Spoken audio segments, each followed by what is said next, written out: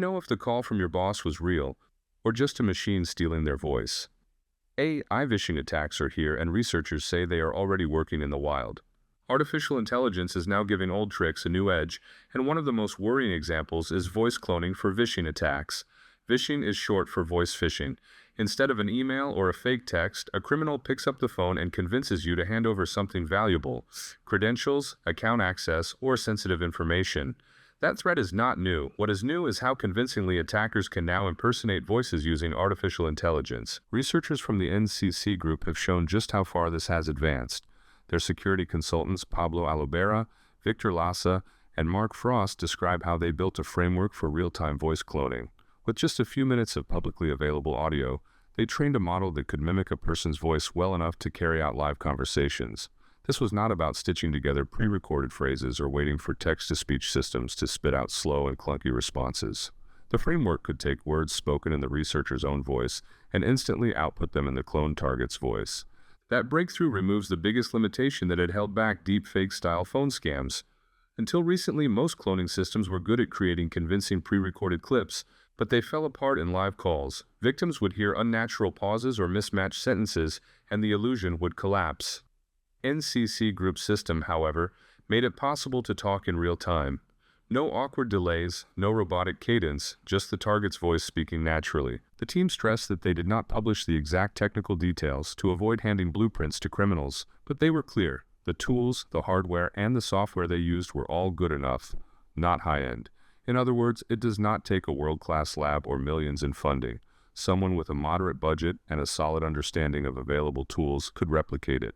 And attackers do not need to wait for researchers. As the report itself notes, it should be expected that some threat actors already have their own versions running. That is troubling because, even without this real-time capability, vishing has been successful.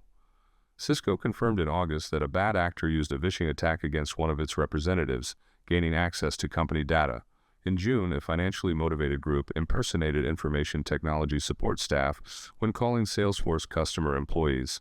The employees were convinced to hand over access to their Salesforce environments.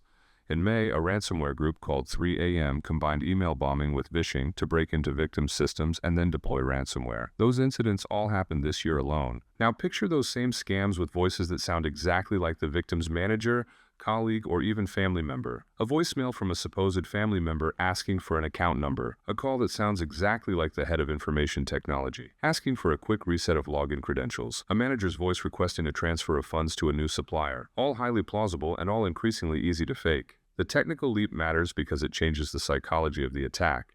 Email phishing has tells, typos, suspicious links, addresses that look wrong. Even older vishing attempts often sounded stilted. But when a familiar voice comes through the phone in real time, people are primed to trust it. That trust is the weak link. The NCC Group team did not stop at theory. They ran practical trials of their system, testing it against real organizations. They were able to extract confidential information, demonstrating how convincing the attack can be. The takeaway was stark. People in positions of operational responsibility could be persuaded to act on behalf of attackers simply because the voice on the other end seemed genuine. From here, the risks are only widening. Researchers anticipate a rise in broad campaigns, where well-known public figures are impersonated, as well as highly targeted campaigns against specific organizations. Just as phishing emails scaled up quickly once templates spread online, voice cloning lowers the barrier for new players to jump into the game.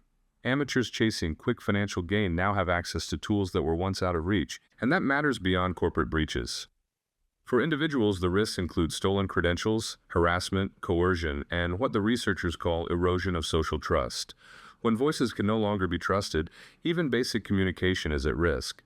Families may not believe distress calls, companies may second-guess urgent requests.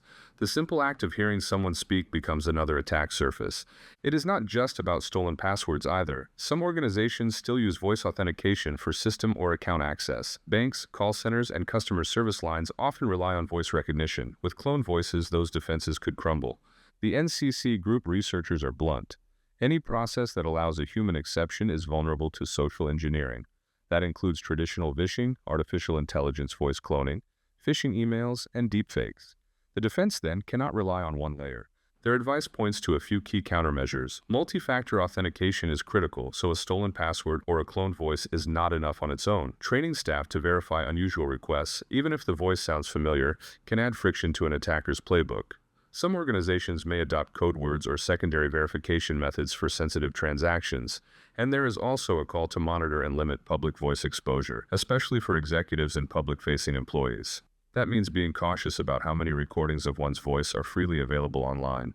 Looking back, the warning signs were already clear. Deepfake video and audio tools have been growing more polished for years, moving from novelty apps into professional-grade software. But the move from offline fakes to real-time conversations marks a turning point. The scammers no longer need to trick you with a pre-recorded message. They can argue, reassure, and adjust on the fly, just like a real person would. The leap is unsettling, and yet it follows a familiar pattern in cybersecurity. Every time defenders adapt, attackers find a new angle. Spam filters blocked waves of phishing emails, so criminals shifted to more personalized spear phishing. Multi-factor authentication gained adoption, so attackers tried prompt bombing or push fatigue attacks. Now, as awareness of phishing grows, the phone call has returned, upgraded with artificial intelligence. For organizations, the challenge is balancing caution with practicality. Not every call can be treated as hostile. Business still runs on people talking to each other, but the reminder here is that trust must be layered. No one method of verification, whether a password, a phone call, or even a recognizable voice, can stand alone. It is worth remembering that even sophisticated attacks usually aim for the simplest outcome: getting someone to hand over access. The mechanics may be new, but the goal is the same. That is why cultural awareness inside companies can be as important as technical defenses. Employees need to feel both empowered and obligated to slow down, double-check, and confirm requests through alternate channels. Meanwhile, individuals outside corporate settings face their own risks. Fraudsters have long posed as relatives or officials in distress calls. With cloned voices, those scams could gain a chilling realism. A panicked plea from a son or daughter's voice asking for emergency money could feel almost impossible to ignore. That kind of emotional pressure is what makes vishing effective, and artificial intelligence turns the pressure up another notch. The story of artificial intelligence vishing is really a story about how trust can be weaponized. Human beings are wired to believe familiar voices. Now that trust can be forged on demand, the research shows it is feasible today, not in some distant future. The incidents at Cisco, Salesforce, and the 3AM ransomware group underline that attackers are already using voice as an entry point, even without perfect cloning. The technology gap that kept deepfakes from live phone calls is closing fast. So where does that leave us? In the short term, organizations can strengthen their defenses with multi-factor authentication, training, and verification practices. Longer term, there may be a shift toward new authentication models that do not rely on human senses alone. Biometrics, digital certificates, or hardware keys may play larger roles, and at the cultural level, people may need to adjust expectations. The familiar voice on the other end of the line may not be proof of identity anymore. The NCC Group researchers end with a reminder that artificial intelligence vishing is not the only threat. It sits within a broader landscape of social engineering, deepfakes, phishing, and traditional scams. The common thread is exploiting human trust. Their framework shows what is technically possible today. The real challenge is what happens when criminals, not researchers, put it into widespread practice. That is the world we are walking into, one where the sound of your own voice may no longer belong to you. See you on the next one.